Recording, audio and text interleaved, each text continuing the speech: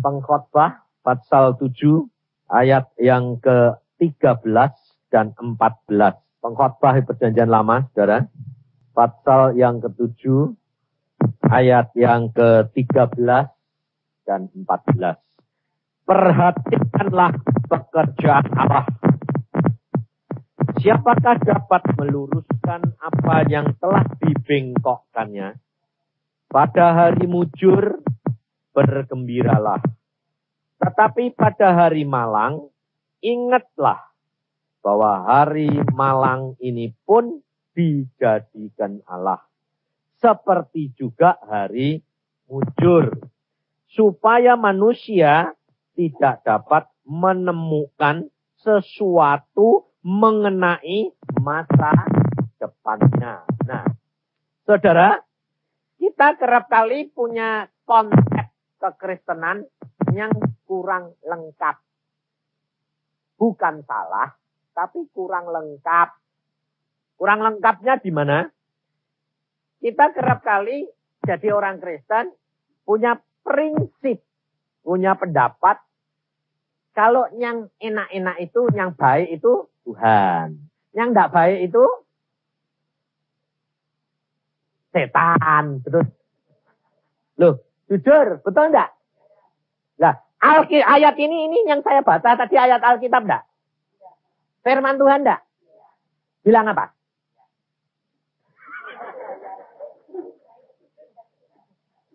Yang malang, yang mujur dari yang jadiin. Ya iyalah, kok kamu bilang setan. Nah, jadi saudara tahu bahwa ternyata kita itu punya konsep yang salah. Kurang benar, kurang komplit. Maka dari itu kita belajar, selalu saya tekankan, baca Alkitab, baca Alkitab. Tuh, kalau baca Alkitab itu jangan yang enak-enak toh dipilih. Oh, yang janjinya Tuhan yang enak-enak, yang baik-baik. Loh, setiap firman Tuhan itu ada maknanya dan ada maksud Tuhan, saudara-saudara. Nah, kalau firman Tuhan berkata begini, ayat 13 ini, perhatikanlah pekerjaan Allah. Jadi, saudara dan saya baca Alkitab, saudara perhatikan yang dilakukan Allah itu apa saja. Nah, sebabnya apa, saudara?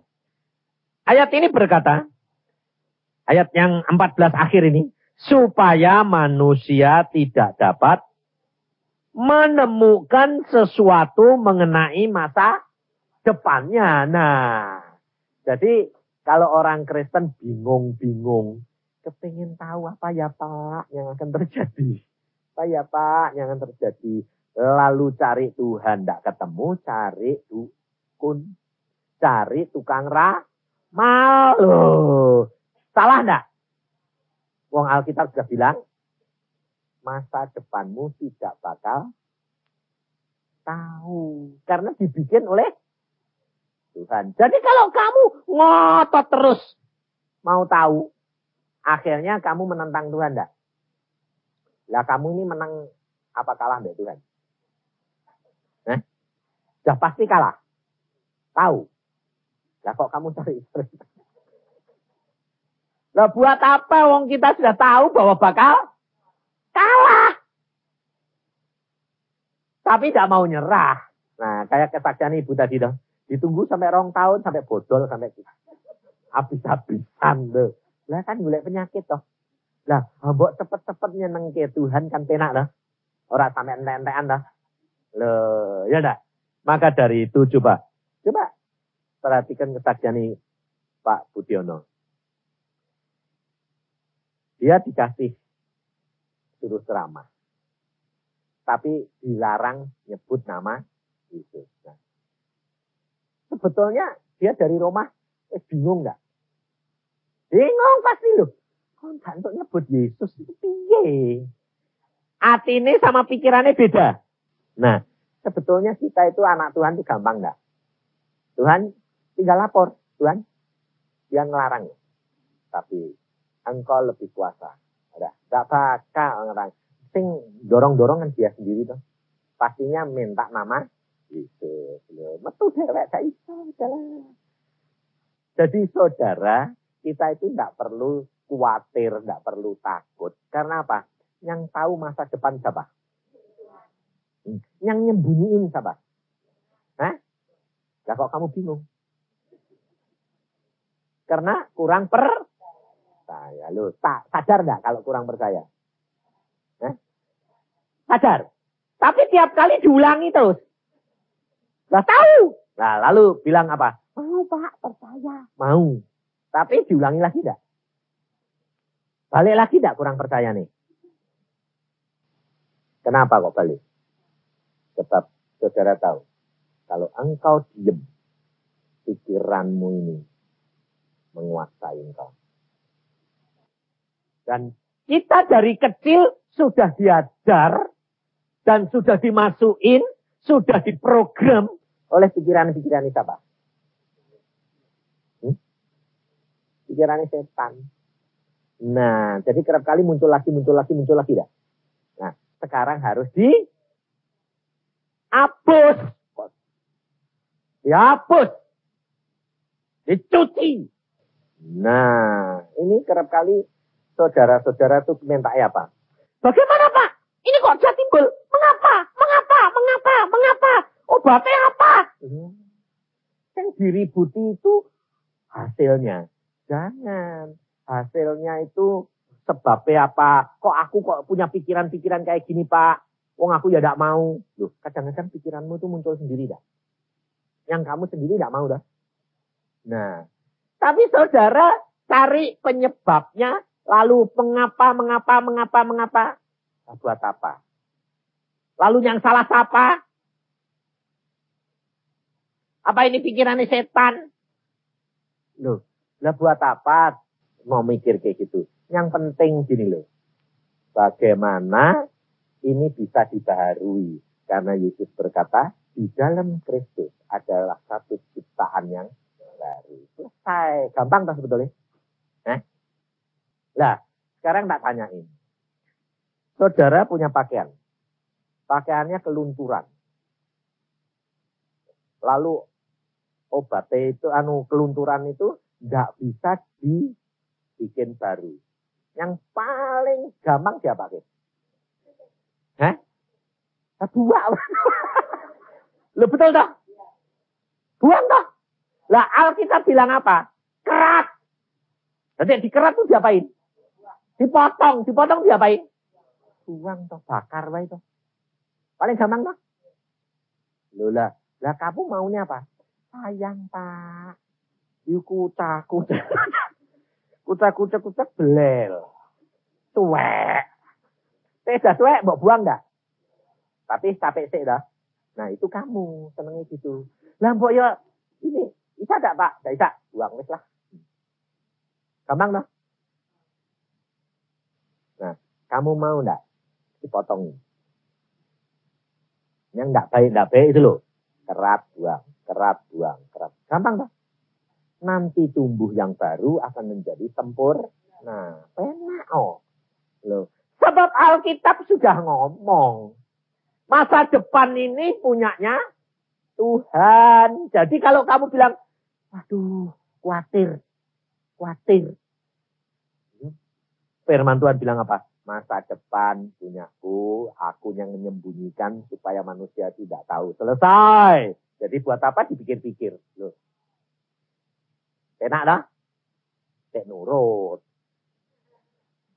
Enak. Sama masalah itu tidak karena kepengen itu Tuhan diatur, bukan kita yang ngatur. Saudara, coba kita lihat tadi, ibu tadi saksi juga bilang apa? Tuhan itu turut kerjasama. Tapi jangan lupa ayat yang akhir itu tadi, yang terpanggil sesuai dengan rencananya Allah. Jadi kalau kamu tidak mau menyesuaikan diri dengan rencananya Allah turut kerja sama enggak? Kok enak, diam aja, rasain lu. Kepeng. Nah ya dah. Maka dari itu, ini ayat ini luar biasa. Sedang Tuhan Yesus sudah berkata, loh ya dah. Kalau hari malang ini dijadikan, dibiarkan terjadi atas diri saudara dan saya. Maksudnya Tuhan apa? Maksudnya Tuhan apa? Supaya saudara itu sadar. Sebab manusia ini kalau tidak diberikan hari malang, hari yang tidak enak, lalu diberikan kesukaran demi kesukaran, manusia pasti tidak cari Tuhan. Karpe dewek terus. Memuaskan kehendak hati. Makanya terus terang coba. Orang kaya, Tuhan Yesus berkata, orang kaya susah masuk surga. Betul tidak? Itu bukan kata-kata saya loh, kata-katanya Tuhan Yesus. Kenapa kok orang kaya itu susah masuk surga? Karpe dewek dah.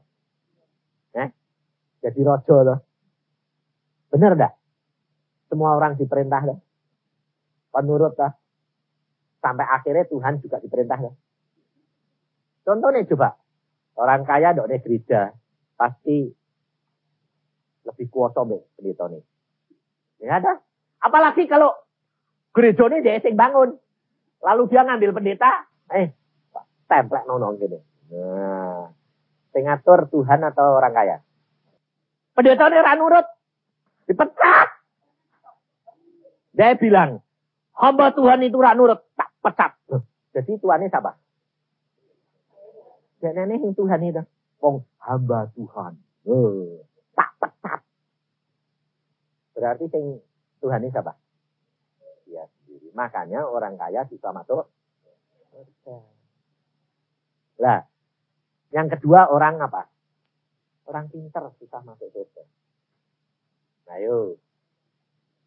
Nah, kalau saudara dengar orang pintar, siapa kira-kira? Dokter, sarjana? Enggak. Kamu. Kenapa? Lah kowe keminter kok. Lah kayak ibu tadi ini. Ya toh? Tuhan juga ngasih tanda-tanda ngaleh. Gosek. Loh orang keminter dah. Nah, itu juga sulit, saudara. Jadi jangan bilang orang pinter susah masuk surga. Itu orang orang sarjana. Belum tentu. Sarjana ini goblok tuh kan. Termasuk saya. Saya bisa jadi sarjana, tapi kalau menurut orang dunia goblok. Kenapa? Nah, prakteknya ditutup, dibuang, lalu jadi hamba Tuhan. Saya tolol lah begini. Nah, tapi saya lebih baik jadi orang tolol tapi masuk surga daripada jadi orang pinter orang ibu. Ya dah. Maka dari itu kalau saudara ikut firman, Tuhan berkata apa? Lihat di dalam Yohanes pasal yang ke-15. Tuhan Yesus itu sebetulnya merencanakan yang luar biasa, saudara. Di dalam hidup saudara dan saya itu enak. Memang terus terang, tapi sulit. Seperti yang dikatakan, saksikan Irin tadi. Untuk minta orang lain berkorban untuk kita, itu gampang. Ya dah, kita susah sedikit. Orang lain berdoa dong buat saya, gampang loh. Tapi kalau kamu punya kesulitan, lalu kamu berikan Tuhan dan kamu gotong kesulitannya orang lain, itu susah. Minta Yesus mati buat kita gampang. Minta gampang dong. Tapi memberi nyawa kita untuk orang lain, itu susah. Maka dari itu harus ada tekad. Harus ada kemauan. Makanya saya kerap kali bilang, wong Kristen tidak wani nekat. Tidak bakal melihat mujizat. Betul? Coba. Anaknya sakit langsung ini. Saya mati dia. Nah, itu kan nekat toh. Adik mati ya wis toh wong milik Tuhan loh. Kalau saya tanya, ibu-ibu ini, anakmu itu buah hatimu enggak? Hah? Buahmu dah. Nah, saya tanya, pohon jambu itu berbuah enggak? Sing nikmati jambunya pohonnya atau sing punya? Hah? Lah, buahmu itu anak. Sing nikmati sing punya atau kowe? Hah? Tuhan yang punya. Sing nikmati siapa? Nah, ternyata dijaluk dipetik di anu kok kowe gak boleh. Hah? Ayo lu titipan, dibalik jaluk balik kok gak boleh kowe. Kok kowe sing ribut? Nah, sekarang pohon jambu pernah sik mbok petik, ribut mbok rujak. Ya jangan toh. Wong aku sing ngasilke. Lah, sekarang kalau anakmu sakit mau mati sing ribut siapa? Tuhan apa kamu? Hah? Nah, saudara tahu.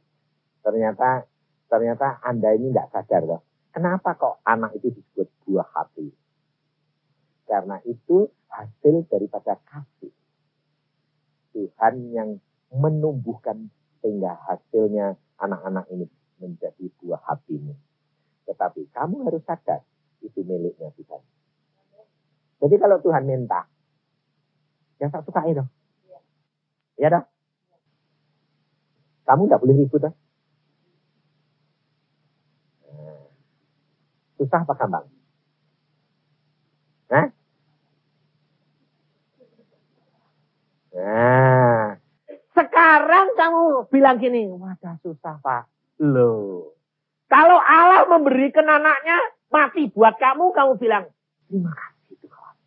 Tuhan bilang, loh, saya anakmu bukan aku. Loh jangan, loh itu sih. Coba itu itu.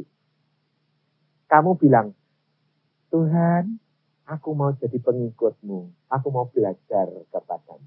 Tapi kamu gak mau nurut lah. Kapan selesainya? Masalahmu gak bisa selesai. Sebab Tuhan Yesus sudah berkata, kok yang kupasang itu enak. Kok itu beban gak? Enak dan Loh. Lah yang kamu angkat itu kokmu sendiri atau kok yang dari Tuhan?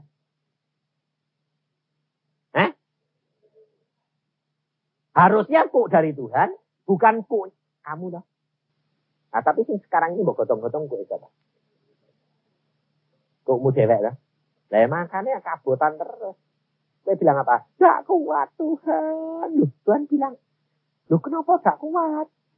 Abot, loh itu kue sopo. Kuku, loh sing ngakon kue gotong wekmu dewi sopo. Wong tekmu wis tak gotong aku. Kue mesti gotong. Kuk yang ku pasang.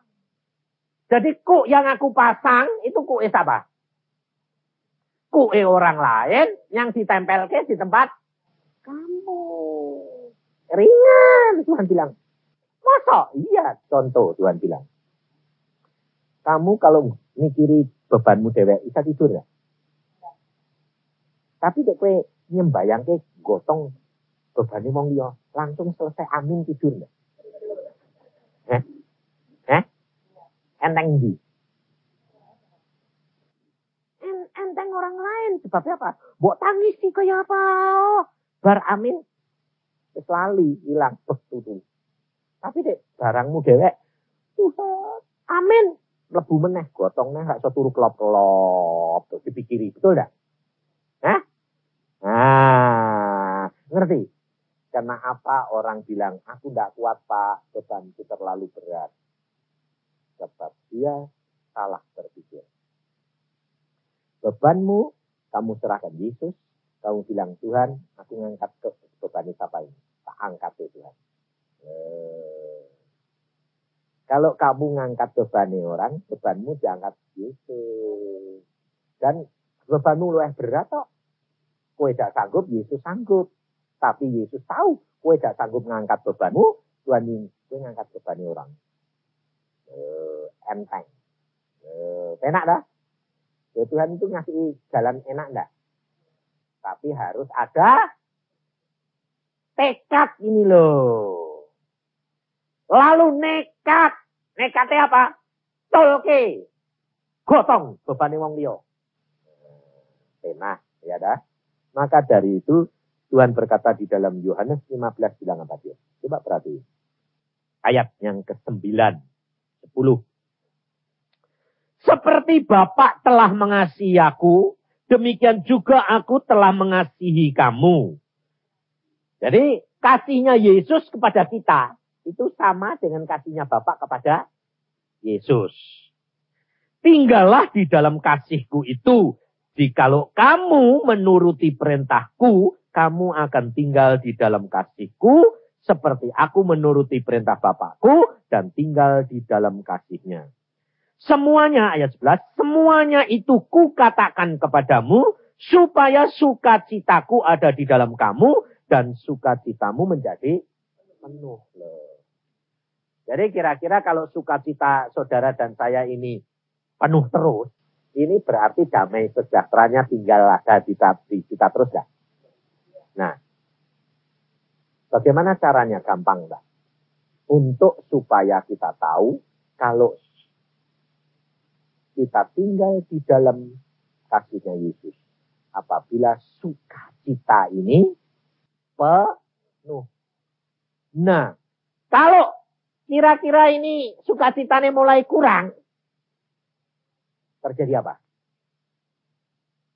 Kegelisahan enggak? Damai sejahtera hilang enggak? Nah, kalau hilang berarti mulai turun sukacita itu. Nah, itu berarti kita tidak tinggal di dalam kasih. Berarti kita tidak tinggal di dalam firman. Tinggal mereka toh. Wah, kok damaiku kok hilang? Saudara kadang-kadang ngerasa enggak? Enggak ada apa-apa rasanya. Kok enggak ada damai ya? Waduh, kok enak. Nah, itu lalu saudara harus kemana? Masuk kamar, sembahyang. Ngomongnya piye? Tuhan, kok enggak ada damai? Tuhan Roh Kudus, kowe kan penolongku. Loh, aku ngomong mbek Tuhan itu biasa kok. Ya ngoko, ya kue, ngono kok ora urusan aku. Loh, saya ini tak tanyain.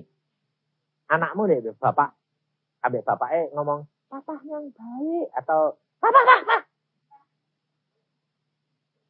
Kowe ngondi, Pak? Ya. Betul enggak? Papa, kowe ngondi mau? Betul enggak? Atau papa yang baik. Engkau tadi pergi kemana, Pak? Loh, itu formal atau loh, teh anaknya enggak pernah ketemu formal enggak? Tapi teh anaknya akrab bilang nih, papa, lu ngondi gue? Betul enggak? Lah aku udah Tuhan gitu. Tuhan, lu kayak gitu di kok hilang. Loh, saudara tahu?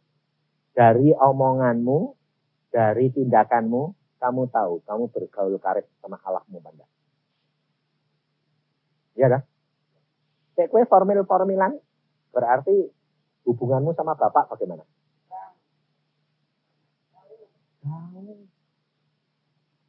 Tapi kalau kamu dekat, akrab sama bapakmu, omonganmu penak, ya dah.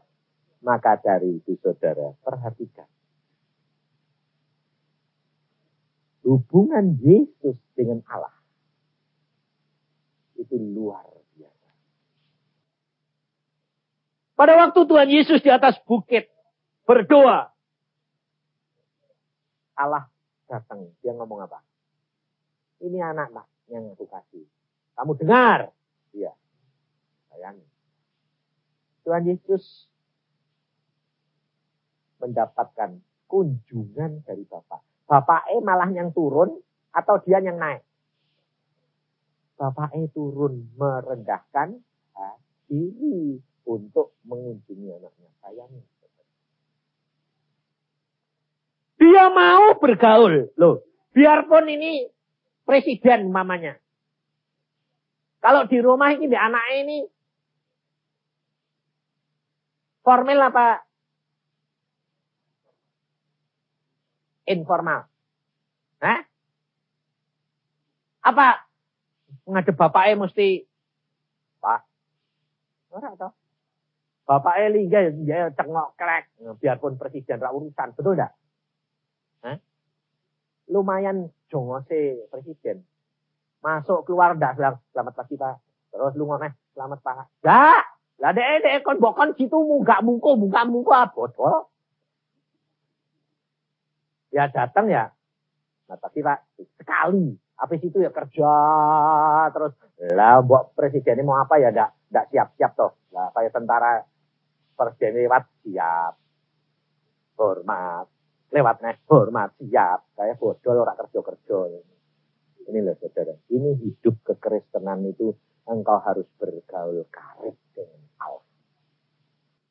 Sebab agama-agama lain tidak ada yang mengajarkan hubungan engkau dengan Allah adalah anak dan bapa.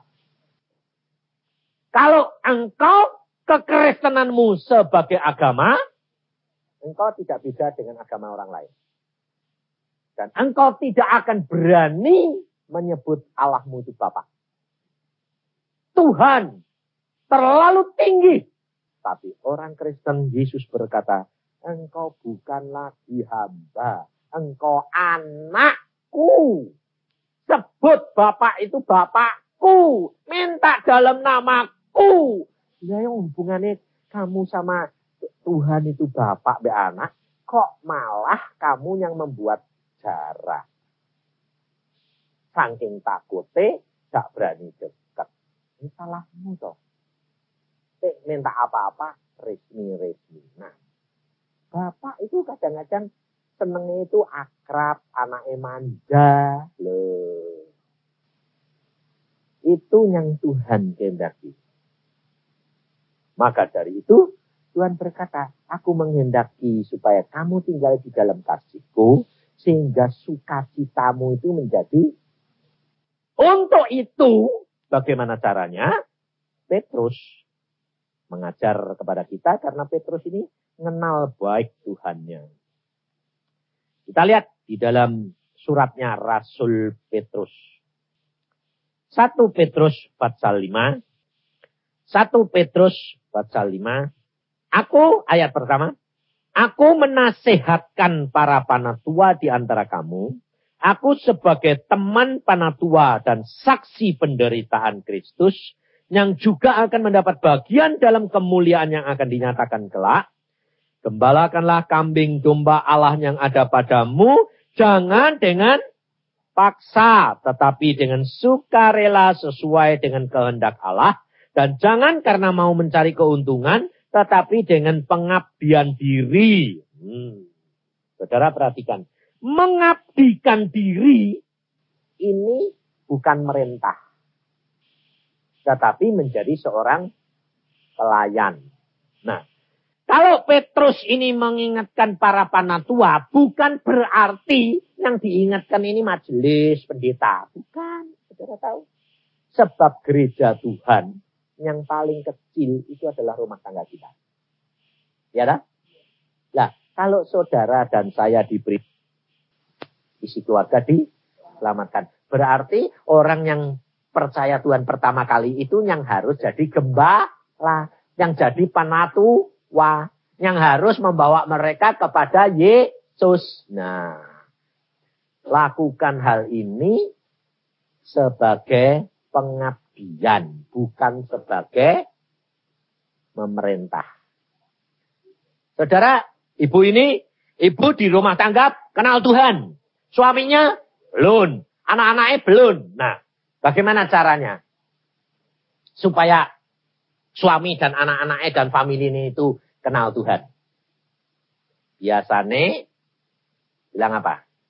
Nginjili langsung. Wah, cerita. Ngatur suami ini dikandani. Malah gak bertobat, malah perang. Tapi kalau saudara menyadari Petrus ini berkata, kamu mengabdi kepada Tuhan. Melayani. Ngabdi ini seorang hamba melayani. Saya yakin semuanya akan dikenal akan Yesus. Kenapa Petrus berani ngomong ini? Karena Petrus dulu itu Dia, waktu Tuhan Yesus ngomong, di atas batu karang ini aku akan mendirikan sidang jemaatku. Petrus rasanya bangga. Dia lalu apa? Merintah teman-teman nih. Sampai Tuhan Yesus berkata, kamu semua murid-murid ini rasul akan meninggalkan aku. Petrus bilang apa? Biar semua meninggalkan. Aku tidak. Kurang ajar gak ya Tuhan nih? Merasa dia mampu, dia kuat. Tetapi setelah dia menyangkal Yesus, dia sadar bahwa segala perkara itu tidak ada artinya tanpa penyerahan yang total. Tanpa mengabdi, melayani, jangan ngatur. Loh. Sebab Alkitab sudah berkata, Roh Kudus yang ada di dalam hatimu, Roh Bapakmu ini yang akan menjawab, yang memimpin kamu apa yang harus kamu katakan. Berarti kita tidak boleh pakai banyak pikiran. Serahkan dalam tangan Tuhan. Roh Kudus akan memimpin kamu. Caranya bagaimana? Belajar dari perkara yang kecil. Jadi kalau ada apa-apa, kamu itu ngomong gini. Tuhan Roh Kudus pimpin saya. Loh. Gampang, no? Saya tadi barusan konseling sama seseorang. Saya ngomong A, dia jawab ngomongnya B. Saya ngajari, dek nenek bilang, tanya yang lain. Padahal dia tanya, bagaimana Pak saya bisa dibebaskan? Kamu katanya tanya, dibebaskannya bagaimana? Tapi kamu tanya aneh yang aneh-aneh. Kerap kali kita disesatkan, saudara. Karena apa? Dalamnya ada setan nih. Makanya kalau saya konseling, saya gampang. Ada orang gila dibawa ke rumah saya. Orang gila ini dibawa ke rumah saya sama temannya. Saya bilang, Tuhan, ini orang gila diomongnya enggak bisa toh. Mau ngomong dewek terus. Ngomong terus lah. Aku ngomongan podo edan nih. Aku meni Tuhan, ini orang piye diapake ini. Tuhan cuma ngomong gini. Kongkon nyebut Yesus baik, Yesus baik, Yesus baik. Ngono tok Tuhan, ya. Ngomong, Yesus baik. Dia bilang, Yesus baik. Habis itu ngoceh meneh. Loh. Ngomong Yesus baik. Yesus baik. Terus Yesus baik. Ping telu ngoceh meneh. Loh. Terus akhirnya aku bilang, wes ini kondok ini nyonyai ikut kamu nih. Sekarang kamu tunggoni terus ngoceh setiap menit kon ngomong. Yesus baik, Yesus baik. Udah dia mulai ngoceh ngomong. Yesus baik, gentak. Wah, akhirnya tunggu nih nyonyai. Yesus baik, Yesus baik, Yesus baik. Angsal ngoceh. Gentak. Yesus baik, Yesus baik, Yesus baik. Setelah dong ini tempatku setengah jam bisa bilang Yesus baik. Saya bilang pulang. Sepanjang jalan ngomong terus. Yesus baik. Ngomong terus 3 bulan sembuh total. Bayangin. Saya sampai tanya gini. Loh Tuhan, ini apa untuk dinggu? Yesus baik menutup. Orang itu Tuhan bilang, loh, lah kok iso waras Tuhan? Tuhan bilang apa? Dia sembuh bukan karena berkata Yesus baik. Dia sembuh karena dia melakukan firman. Karena apa yang kamu katakan, aku yang mengatakan. Dan aku meneguhkan tiap perkataan hamba Tuhan. Oh jadi gitu, ya wis. Nah dari situ saya belajar. Jadi kalau ada orang konseling, Tuhan mau ngomong apa? Oh suruh baca Alkitab, nanti sembuh. Baca Alkitab, wae waras. Carane piye Pak? Baca wae ora arti. Pokoknya setiap sehari-hari baca terus. Jangan mikir yang lain, baca terus. Parah sih. Loh ya Pak, loh kok terang pikiranku? Parah. Yang lain lagi bilang, terus yang lain bilang, Tuhan tolong. Gitu tok. Yo, beres. Ini aku bilang, ya sebetulnya gampang loh. Betul enggak? Yang tahu siapa? Masa depan yang tahu siapa? Tuhan. Lah ya lah, kalau kue nurut, gampang loh. Nah, kenapa sih kok boleh susah-susah? Tapi kerap kali orang datang bilang, Pak, doakan saya. Tengking sih Pak. Lola, tak tengking, Tuhan tahu. Gak bisa melalui tengking-tengkingan. Lah kan tanya mbak Tuhannya gampang tuh. Maka belajar dari perkara yang kecil. Sembarang-barang Tuhan Roh Kudus pimpin aku. Nanti jalanmu tuh dipimpin Tuhan luar biasa. Sebab kita kerap kali punya maksud dewek, kehendak dewek. Kita tidak tahu apa yang akan terjadi, tidak tahu, saudara. Apa yang akan terjadi itu kita tidak tahu.